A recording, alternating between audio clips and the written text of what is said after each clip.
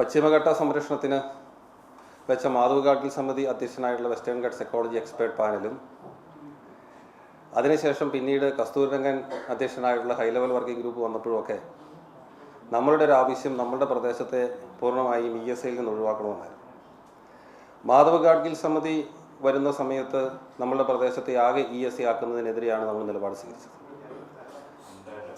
Kasturirangan report വന്നപ്പോൾ പ്രധാനപ്പെട്ട പ്രദേശങ്ങളെ ആകെ ഒഴിവാക്കുകയും എന്നാൽ ഇന്ത്യയിലാകെ 4152 വില്ലേജുകൾ, ആ വില്ലേജുകളിൽ ഇടുക്കി ജില്ലയിലെ 43 വില്ലേജുകൾ, അതായത് കുട്ടമ്പഴി ഉൾപ്പെടെയുള്ള 43 വില്ലേജുകളായി ഉൾപ്പെടുത്തിയതിനെതിരെയാണ് നമ്മളന്ന് നിലപാട് സ്വീകരിച്ചതും സമരം ചെയ്തത്. അന്ന് മുതൽ നമ്മുടെ ആവശ്യം ഈ വില്ലേജ് യൂണിറ്റ് അടിസ്ഥാനത്തിൽ, അപ്പോൾ വില്ലേജുകളെ യൂണിറ്റായി ഉൾപ്പെടുത്തുമ്പോൾ കസ്തൂരിരംഗൻ അഡോപ്റ്റ് ചെയ്ത ഒരു ക്രൈറ്റീരിയ ഉണ്ട്.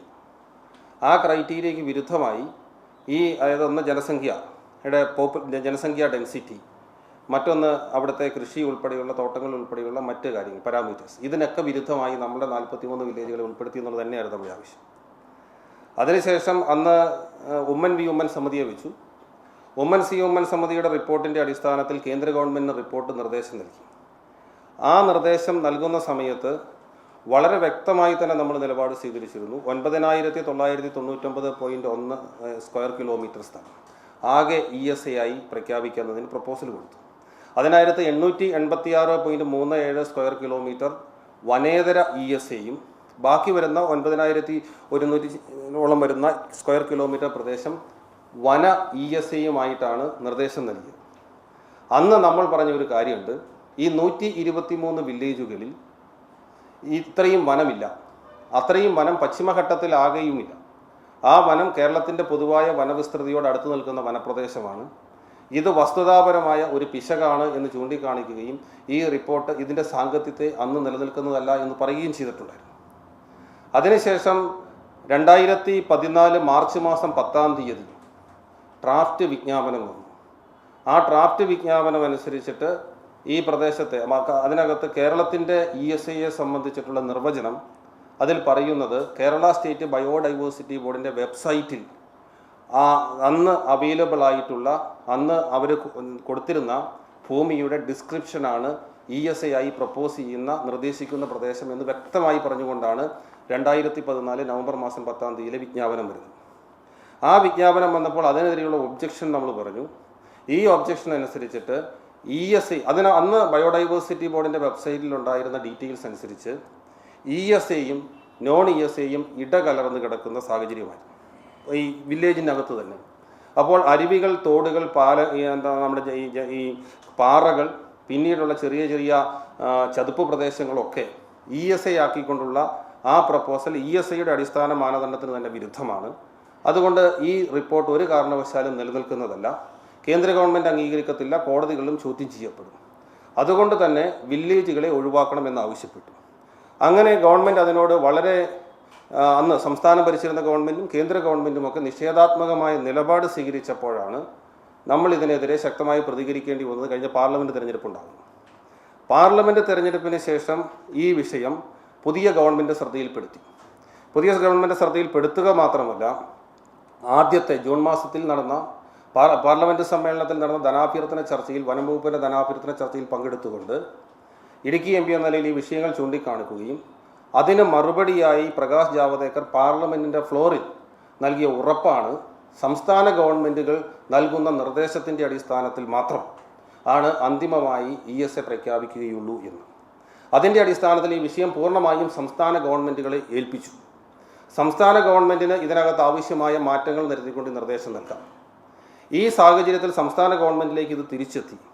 ഞാൻ ഇത്രയും പശ്ചാത്തലം പറഞ്ഞത് അതിനുശേഷം നടന്നിട്ടുള്ള സംഭവങ്ങളെക്കുറിച്ച് കൂടി ഒരു വ്യക്തത ഉണ്ടാകുന്നതിന് വേണ്ടിയിട്ടാണ്. ഇത് ഇങ്ങനെ സംസ്ഥാന ഗവൺമെൻറ്റുകൾക്ക് തിരിച്ചയച്ചതിന് ശേഷം നമുക്കെല്ലാവർക്കും അറിയാം, അതിനുശേഷം സംസ്ഥാന ഗവൺമെൻറ് ഒരു മാപ്പ് തയ്യാറാക്കി. ആ മാപ്പ് ഇടുക്കി ജില്ലയിലെ മാത്രമല്ല, ഇവിടുത്തെ പ്രദേശത്തെ മുഴുവൻ ഭൂപ്രദേശത്തെയും വനമായി ചിത്രീകരിച്ചുകൊണ്ടുള്ളൊരു മാപ്പ് സംസ്ഥാന ഗവൺമെൻറ് തയ്യാറാക്കി. ആ മാപ്പ് തയ്യാറാക്കുന്നത് കഴിഞ്ഞ മാസം ഓഗസ്റ്റ് മാസത്തിലാണ്, ജൂലൈ മാസത്തിലാണ്. ജൂലൈ മാസം കറക്റ്റായി പറഞ്ഞാൽ ജൂലൈ മാസം 10-ാം തീയതിയാണ്. ജൂലൈ മാസം 10-ാം തീയതിയാണ് അത് പുറത്തു വരുന്നത്. അങ്ങനെ ഒരു മാപ്പ് 2015 ജൂലൈ മാസത്തിൽ പുറത്തു വന്നതിനെതിരെ വ്യാപകമായ പ്രതിഷേധമുണ്ടായി. ഇവിടെയാണ് സംസ്ഥാന ഗവൺമെൻറ്റിന് ഒന്നെങ്കിൽ സംസ്ഥാന ഗവൺമെൻറ്റിന് ബോധപൂർവമല്ലാതെ പറ്റിയൊരു പിശക്, അതല്ലെങ്കിൽ സംസ്ഥാന ഗവൺമെൻറ്റുമായി ബന്ധപ്പെട്ട് നിൽക്കുന്ന ആളുകൾ ബോധപൂർവം കരുതിക്കൂട്ടി നടത്തുന്ന ഒരു പ്രവർത്തനത്തിൻ്റെ ഭാഗമായി ഉണ്ടായ ആ 9100 അത്രത്തോളം 9134 സ്ക്വയർ കിലോമീറ്ററാണ്. അത്രയും വനമുണ്ട് ഈ പശ്ചിമഘട്ടത്തിലെ ഈ 123 വില്ലേജുകളിൽ എന്ന് അവർ നൽകിയ റിപ്പോർട്ടിനെ സ്വാധൂകരിക്കുന്നതിന് വേണ്ടിയിട്ടാണ് അന്നത്തെ പഴയ 1890കളിലെ അതിനു മുമ്പുള്ള ഈ വനം വിജ്ഞാപനത്തിൻ്റെ അടിസ്ഥാനത്തിൽ സംസ്ഥാന ഗവൺമെൻറ് ഇങ്ങനെയൊരു മാപ്പ് തയ്യാറാക്കിയത്. അതിനെതിരെ ശക്തമായ പ്രതിഷേധമുണ്ടായി. ആ മാപ്പ് പിൻവലിച്ചു. ആ മാപ്പ് പിൻവലിച്ചതിന് ശേഷം നിങ്ങൾക്കറിയാം 3 ദിവസം, അതായത് നവംബർ മാസം 17-ാം തീയതി തിരുവനന്തപുരത്ത് ഒരു മീറ്റിംഗ് കൂടുന്നു. ആ മീറ്റിങ്ങിനകത്ത് മാപ്പ് പിൻവലിക്കാൻ തീരുമാനിക്കുന്നു. ബഹുമാനപ്പെട്ട മുഖ്യമന്ത്രി ഈ പ്രദേശത്തെ ഇടുക്കിയിലെ CHR ഉൾപ്പെടെയുള്ള പ്രദേശം വനമല്ല എന്ന് പ്രഖ്യാപിച്ചതിന് ശേഷം ചെയ്ത അടുത്ത നടപടി അത് 3 ദിവസം കൊണ്ട്, അതിനുശേഷം 22-ാം തീയതി ട്രെയിനിങ് കൊടുത്ത് 3 ദിവസം കൊണ്ട് വില്ലേജ് ഓഫീസറും പഞ്ചായത്ത് സെക്രട്ടറിയും റേഞ്ച് ഓഫീസറും പഞ്ചായത്ത് പ്രസിഡന്റും അതുമായി ബന്ധപ്പെട്ടുള്ള സർവേ ഉദ്യോഗസ്ഥന്മാരും കൂടി ഇതിൻ്റെ മാപ്പ് തയ്യാറാക്കി കേന്ദ്രത്തിന് നൽകാൻ തീരുമാനിക്കുന്നു. അതിൻ്റെ അടിസ്ഥാനത്തിൽ ജൂലൈ 30-ാം തീയതി സംസ്ഥാന ഗവൺമെൻറ് ഒരു മാപ്പ് തയ്യാറാക്കി കേന്ദ്രത്തിൽ കൊണ്ടുപോയി കൊടുക്കും. അങ്ങനെ ഒരു നടപടി ഉണ്ടായ സമയത്ത് നമ്മളതിനെക്കുറിച്ച് പറഞ്ഞു, ഇത് ഒരു രീതിയിലും പ്രായോഗികമല്ല. മാത്രവുമല്ല, അന്ന് ഈ ESA എന്ന് പറയുന്ന വനവും ഈ തോടും ഈ പാറയും റോഡും ചതുപ്പ് നിലങ്ങളും ഉൾപ്പെടുന്ന പ്രദേശം ESA ആക്കി നിലനിർത്തിക്കൊണ്ടാണ് മാപ്പ് തയ്യാറാക്കുന്നത്. ഇത് വീണ്ടും അപകടകരമാകും, ഇത് ഒഴിവാക്കണം എന്ന് 17-ാം തീയതിയിലെ മീറ്റിങ്ങിൽ തിരുവനന്തപുരത്ത് പറഞ്ഞ കാര്യങ്ങൾ മിനിറ്റ്സിൽ പോലും ചേർത്തില്ല. അതിനെതിരെ നമ്മൾ അപ്പോൾ തന്നെ പ്രതിഷേധം കൊടുത്തിട്ടുള്ളതാണ്, നിങ്ങൾക്ക് അറിയാവുന്ന കാര്യം. എന്താണെങ്കിലും അതനുസരിച്ച് റിപ്പോർട്ട് കൊടുത്തു ജൂലൈ മാസത്തിൽ. അതിനുശേഷം കേന്ദ്ര ഗവൺമെൻറ് വീണ്ടും ഈ വിഷയത്തെ സംബന്ധിച്ച് സജീവമായി ചർച്ച ചെയ്തതിൻ്റെ അടിസ്ഥാനത്തിലാണ് അശോക് ലേവാസ ഓഗസ്റ്റ് മാസത്തിൽ കേന്ദ്ര ഗവൺമെൻറ്റിന് കത്തയക്കും. ഓഗസ്റ്റ് മാസം 27-ാം തീയതി കത്തിൻ്റെ കോപ്പി എടുത്തരാം.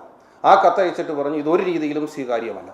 കാരണം ഇത് ESAയുടെ ഫണ്ടമെൻ്റൽ കോൺസെപ്റ്റിന് വിരുദ്ധമാണ്.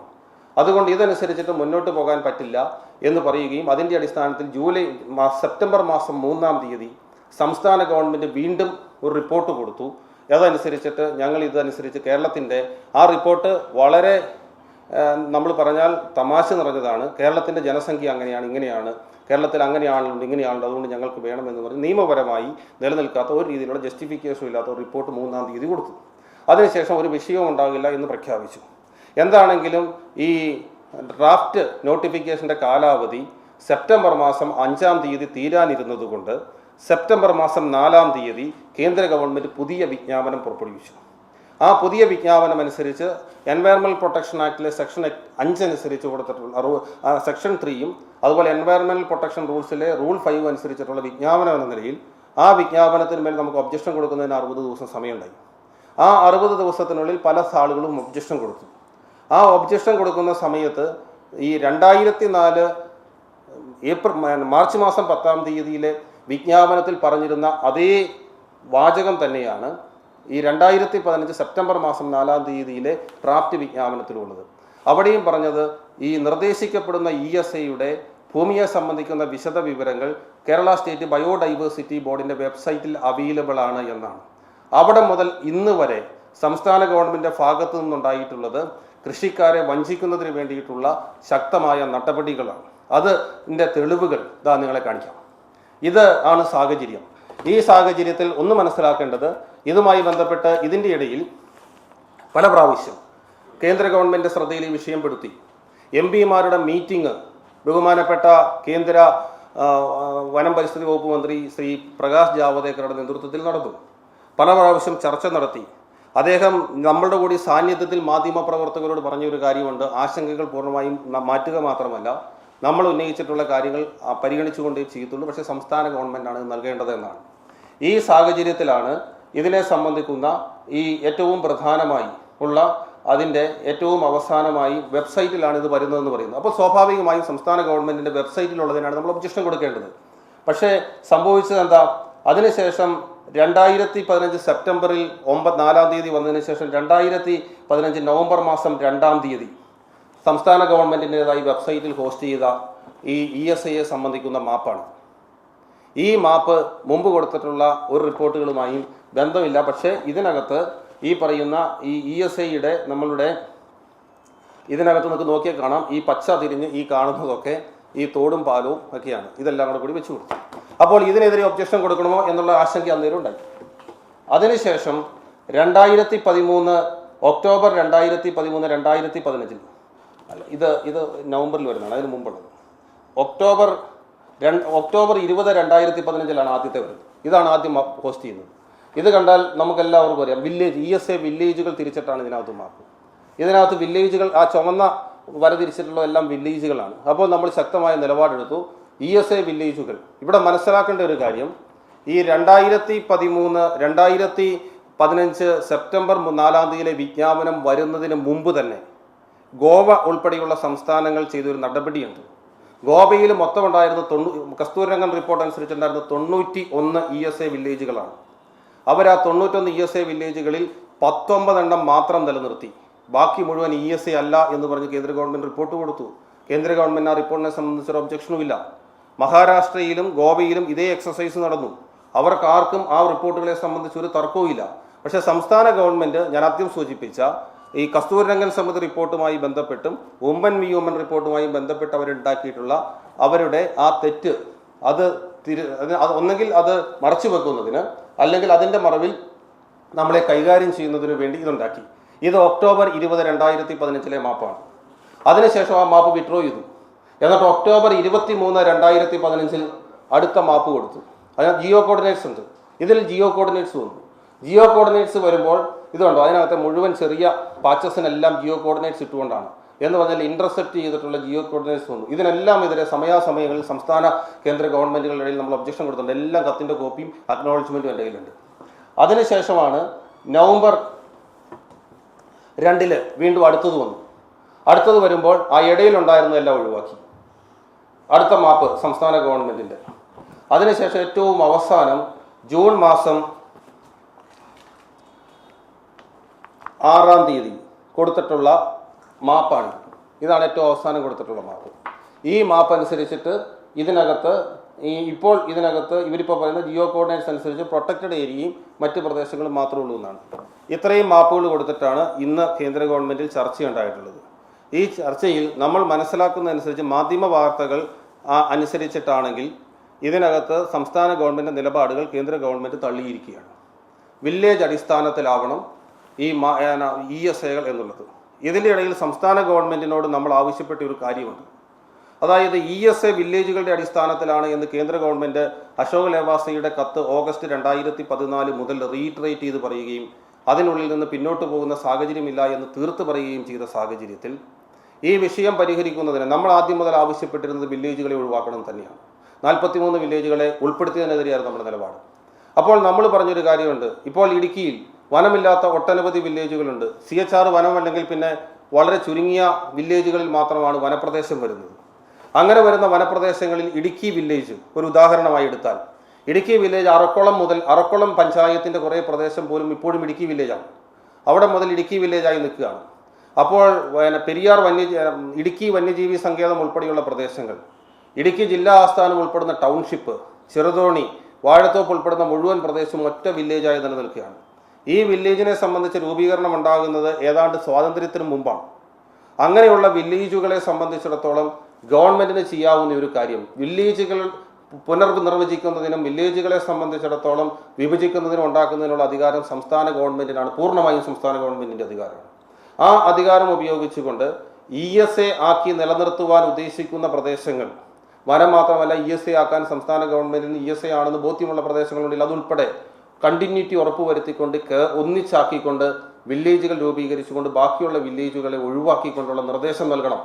ആ നിർദ്ദേശം നൽകുക. ഈ നിർദ്ദേശം നൽകണമെന്ന് നമ്മൾ പറയുമ്പോൾ ഈ സംവിധാനം ഗോവയിൽ ചെയ്തിട്ടുണ്ട്, ഇത് ഗുജറാത്തിൽ ചെയ്തിട്ടുണ്ട് ഈ കസ്തൂരിരംഗനുമായി ബന്ധപ്പെട്ട്. അപ്പോൾ അതേ നിർദ്ദേശം കേരളത്തിലും ചെയ്യണമെന്ന് നമ്മൾ പറഞ്ഞു. ഗവൺമെന്റ് അതിനും തയ്യാറായില്ല എന്ന് മാത്രമല്ല, ഇങ്ങനെ മാറ്റി അപ്പോഴുള്ള പ്രശ്നം എൻവയറമെന്റൽ പ്രൊട്ടക്ഷൻ ആക്ടിന്റെ മാൻഡേറ്റിന് വിരുദ്ധമായി സംസ്ഥാന ഗവൺമെന്റ് ഓരോ ദിവസവും മാപ്പ് മാറ്റി വെബ്സൈറ്റിൽ പോസ്റ്റ് ചെയ്തു. അപ്പോൾ അത് നാളെ ഒരു കോടതിയോ വ്യവഹാരമോ ഉണ്ടായാൽ കൃഷിക്കാർക്ക് വിരുദ്ധമായി തീരുന്ന നിലയിലേക്ക് നടപടിയുണ്ടായി. അപ്പോൾ തന്നെ സംസ്ഥാന ഗവൺമെന്റിന്റെ മുഖ്യമന്ത്രിയുടെ കേന്ദ്ര വനം പരിസ്ഥിതി മന്ത്രിയുടെ ശ്രദ്ധയിൽ ഈ വിഷയം പെടുത്തുകയും അത് നമ്മൾ ഈ വിഷയം പരിഹരിക്കണമെന്ന് ആവശ്യപ്പെടുകയും ചെയ്തിട്ടുള്ളതാണ്. അപ്പോൾ ഇത്തരത്തിലുള്ള നടപടികൾ ഉണ്ടായി. ഏറ്റവും അവസാനം ഇപ്പോൾ സംസ്ഥാന ഗവൺമെൻറ്റിൻ്റെ നടപടികൾ, ഈ നടപടികൾ കേന്ദ്ര ഗവൺമെൻറ് അംഗീകരിക്കില്ല എന്ന് 2014 ഡ്രാഫ്റ്റ് വിജ്ഞാപനമുണ്ടായ അന്ന് മുതൽ നമ്മൾ പറയുന്നതാണ്. അത് പരിഹരിക്കുന്നതിനല്ല, മറിച്ച് ഈ പ്രദേശത്തെയാകെ വനമാക്കി മാറ്റുന്നതിനുള്ള ശ്രമമാണ് ഉണ്ടായിരുന്നത്. അതിനേറ്റിട്ടുള്ള തിരിച്ചടിയാണ് ഇപ്പോൾ സംസ്ഥാന ഗവൺമെൻറ്റിനെതിരായി. ഇത് സംസ്ഥാന ഗവൺമെൻറ്റിൻ്റെ കർഷക വിരുദ്ധ നയങ്ങൾക്കെതിരായിട്ടുള്ള തിരിച്ചടിയാണ്. കേന്ദ്ര ഗവൺമെൻറ്റിൻ്റെ ഇപ്പോൾ റിപ്പോർട്ടിനെ സംബന്ധിച്ചുള്ള സമീപനം വാർത്തകൾ ശരിയാണെങ്കിൽ, അപ്പോൾ ഇത് വാർത്തകൾ അനുസരിച്ചിട്ട് വീണ്ടും വില്ലേജുകളെ ഒഴിവാക്കുന്നതിനുള്ള സ്വാതന്ത്ര്യം സംസ്ഥാന ഗവൺമെൻറ്റിനുണ്ട് എന്ന നിലപാട് കേന്ദ്ര ഗവൺമെൻറ് ആവർത്തിക്കുകയാണ്. സംസ്ഥാന ഗവൺമെൻറ് അതുകൊണ്ട് ദുരഭിമാനം വെടിഞ്ഞ് പാളിച്ചകൾ ഉണ്ടായിട്ടുണ്ടെങ്കിൽ പാളിച്ചകൾ തുറന്ന് സമ്മതിച്ച് അതിൻ്റെ അടിസ്ഥാനത്തിൽ ഈ വിഷയം പരിഹരിക്കുന്നതിന് ശ്രമിക്കുകയാണ് വേണ്ടത്. അങ്ങനെ സംസ്ഥാന ഗവൺമെൻറ് ശ്രമിക്കുന്ന സാഹചര്യമുണ്ടായാൽ പൂർണ്ണമായും അങ്ങനെയുള്ള ശ്രമങ്ങളോട് നമ്മൾ സഹകരിക്കും. അതല്ല, ഈ പ്രദേശത്തെയാകെ ESI ആയി പ്രഖ്യാപിക്കുന്നുള്ള നടപടിയാണ് ഉണ്ടാകാൻ പോകുന്നതെങ്കിൽ അതിനെ ഏതു നിലയ്ക്കും എതിർക്കും, ജീവൻ കൊടുത്തും ചെറുത്ത് തോപ്പിക്കും. കഴിഞ്ഞ ഈ NDA ഗവൺമെൻറ് ഉണ്ടായ അന്ന് മുതൽ ഉണ്ടാകുന്നതാണ്. ആ പോസിറ്റീവായ തീരുമാനം NDA ഗവൺമെൻറ് ഉണ്ടായി. സംസ്ഥാന ഗവൺമെൻറ്റുകളോട് തീരുമാനിച്ചോളാൻ പറഞ്ഞു. വെറുതെ അല്ല പറയുക, പാർലമെന്റ് ഫ്ലോറിലാണ് ഉറപ്പ് കിട്ടുന്നത്. അതിനുശേഷം എത്രയോ കത്തുകൾ കേന്ദ്ര ഗവൺമെൻറ് അയച്ചു. നമ്മുടെ പത്രസമ്മേളനത്തിൽ ഞാനിവിടെ തന്നെ കത്തുകളെല്ലാം കാണിച്ചാണ്. ഒരൊറ്റ കത്തിനോട് പോലും സംസ്ഥാന ഗവൺമെൻറ് റെസ്പോണ്ട് ചെയ്തില്ല. റെസ്പോണ്ട് ചെയ്യാതെയാണ് വനം വകുപ്പിനെ കൊണ്ട് മാപ്പുണ്ടാക്കിച്ചത്. നമ്മൾ കണ്ടതാണല്ലോ. അപ്പോൾ വനം വകുപ്പിനെ കൊണ്ട് മാപ്പുണ്ടാക്കിക്കുന്നത്. അതിനുശേഷം ഇപ്പോഴും വീണ്ടും ഒരു അവസരം കിട്ടിയിരിക്കുകയാണ്. ഇതൊരു അവസരമാണ്, ഒരു സംശയവും വേണ്ട. അങ്ങനെയാണെങ്കിൽ വില്ലേജുകൾ ഒഴിവാക്കണം. സമയമുണ്ട്. അതിന് ഗവൺമെൻറ് അതിനാവശ്യമായ നടപടികൾ ആരംഭിക്കണം. അല്ലാതെ ഗവൺമെൻറ് ചെയ്തത് ശരിയാണ് എന്ന ദുർവാശിയിലും പിടിവാശിയിലും നിൽക്കുകയല്ല ചെയ്യേണ്ടത്. ഇതിന് ഒരു കാര്യം കൂടി പറയാനുള്ളത്, 9100 ശിഷ്ടം ഏക്കർ സ്ഥലം വനമുണ്ട് എന്ന് സംസ്ഥാന ഗവൺമെൻറ് പറയുമ്പോൾ റിമോട്ട് സെൻസിങ് ഏജൻസി നടത്തിയിട്ടുള്ള ഗ്രൗണ്ട് ട്രൂത്തിങ് അനുസരിച്ച് സംസ്ഥാന സർക്കാരിൻ്റെ ഏജൻസിയാണ്, ഔദ്യോഗിക രേഖയാണ്, ഒതന്റിക്കേറ്റഡ് കോപ്പി എൻ്റെ കയ്യിലുണ്ട്. ഈ 123 വില്ലേജിലും കൂടെ കൂടി 6500 സ്ക്വയർ കിലോമീറ്ററിൽ താഴെ മാത്രമാണ് വനമുള്ളത്. അതിൻ്റെ കോപ്പി നിങ്ങൾക്ക് ഇന്ന് തരാം. മാനുവൽ ജയിൽ മിത്രയുടെ റിപ്പോർട്ടിൻ്റെ കോപ്പി, അതിൻ്റെ കോപ്പിയും തരാം.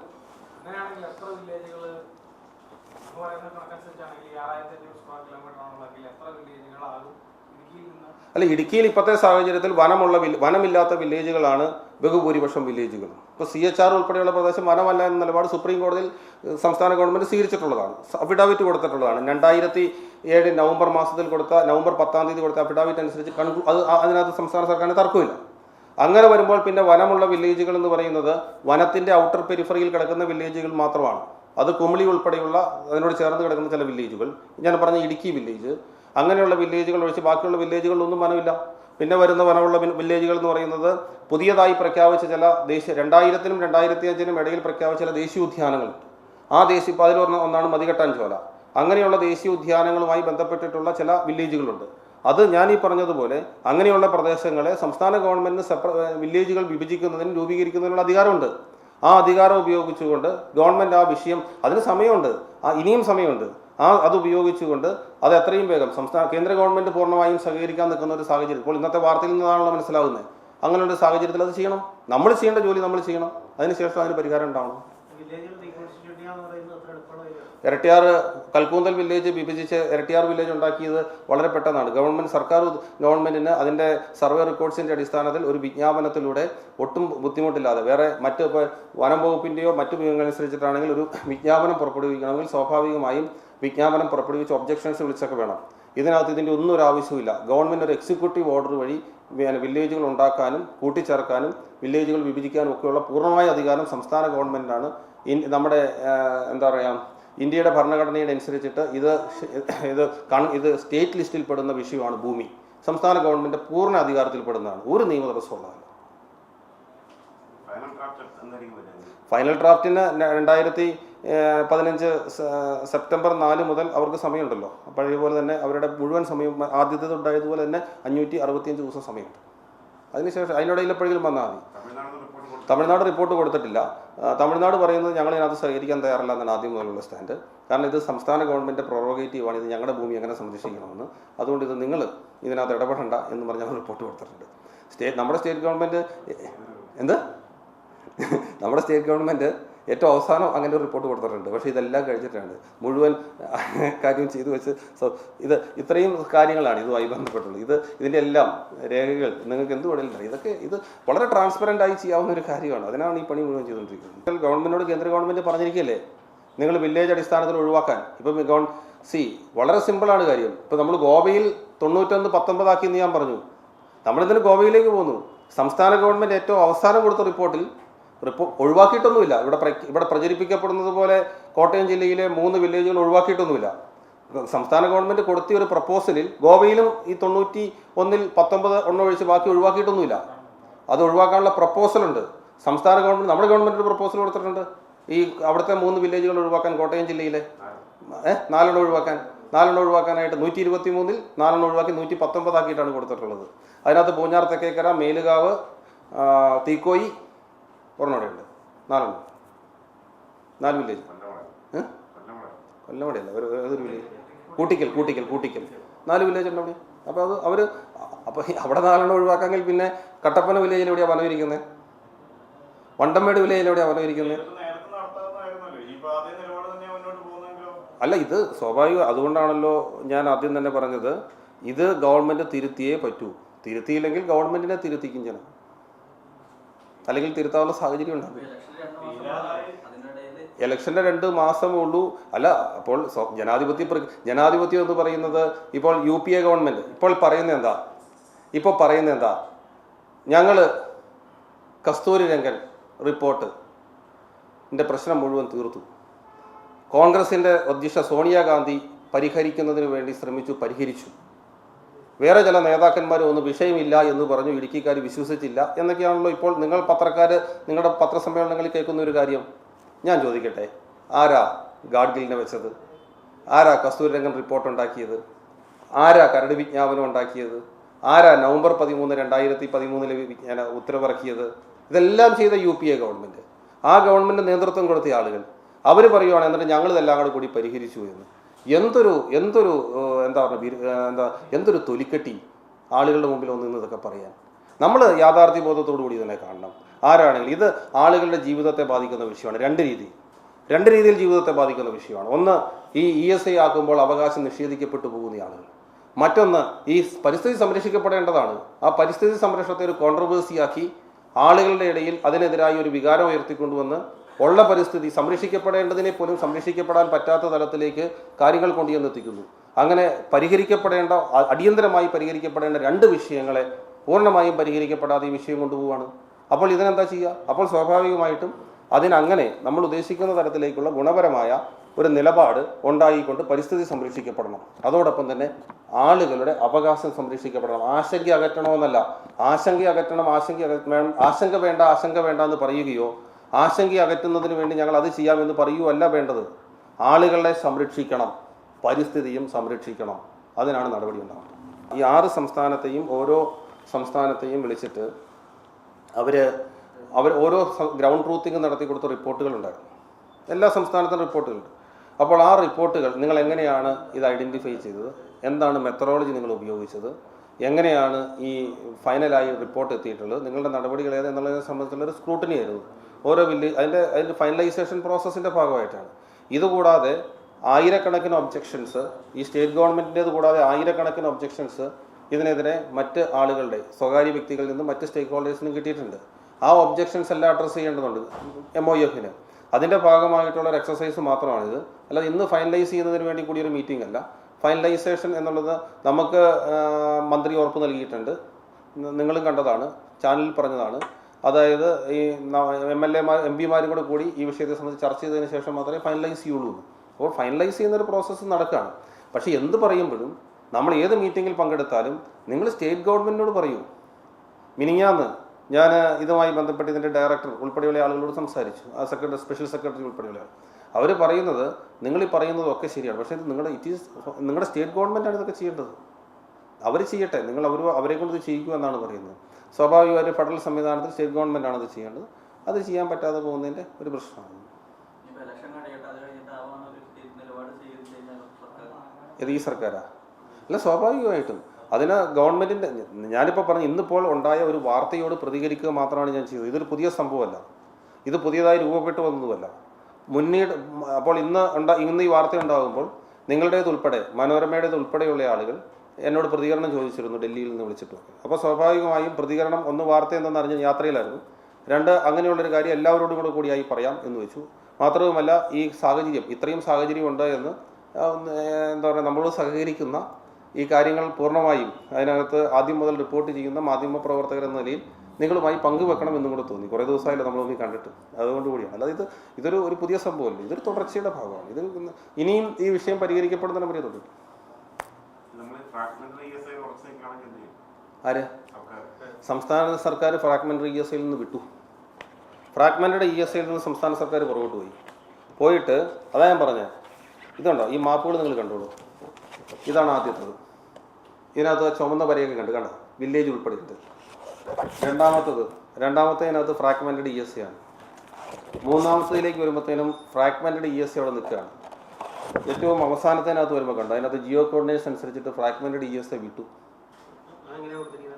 ഇപ്പം എന്താ പറയുക, ഇതിൻ്റെ ചുറ്റും മാത്രമായി. പക്ഷേ ഇപ്പോഴും ഉള്ള പ്രശ്നം എന്താണെന്ന് വെച്ചാൽ, ഇല്ലില്ല വില്ലേജ് വൈസ് ആയിട്ടല്ല.